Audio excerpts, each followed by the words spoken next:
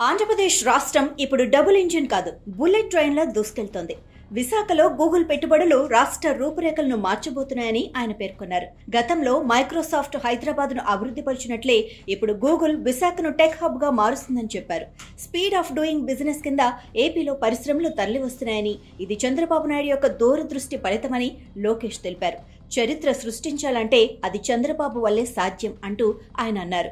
Google data centre స్థాపనతో పాటు అనేక AI సంస్థలు కూడా విశాఖకు వస్తున్నాయని, దీనివల్ల 1,00,000 మందికి పైగా ఉద్యోగ అవకాశాలు కలగనున్నాయని వివరించారు. సెప్టెంబర్ 2024లో గూగుల్ ప్రతినిధులు విశాఖను సందర్శించినప్పుడు వారిని కలిసి డేటా సెంటర్ స్థలాన్ని చూపించామని, అనంతరం అమెరికాకు వెళ్లి గూగుల్ క్లౌడ్ నాయకత్వాన్ని కలిసినట్లు చెప్పారు. నవంబర్లో గూగుల్ ప్రతినిధులు సీఎం చంద్రబాబును కలిశారని, ఈ ప్రాజెక్టు కోసం ప్రధాని మోడీ, కేంద్ర మంత్రి నిర్మలా సీతారామన్తో పలుసార్లు సమావేశాలు జరిగాయని వెల్లడించారు.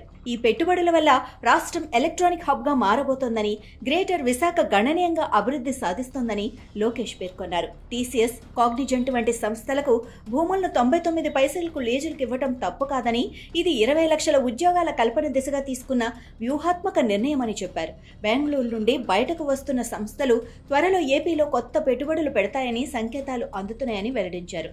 ఇతర రాష్ట్రాల్లో డబుల్ ఇంజిన్ సర్కారు ఉంటే ఆంధ్రప్రదేశ్లో డబుల్ ఇంజిన్ బుల్లెట్ ట్రైన్ వేగంతో దూసుకెళ్తుందని వ్యాఖ్యానించారు. గూగుల్ 5 ఏళ్లలో $15 బిలియన్ పెట్టుబడి పెడుతుందని, ఇతర రాష్ట్రాల కంటే భిన్నంగా ఏపీ ప్రభుత్వం ప్రత్యేక రాయితీలు అందిస్తోందని చెప్పారు.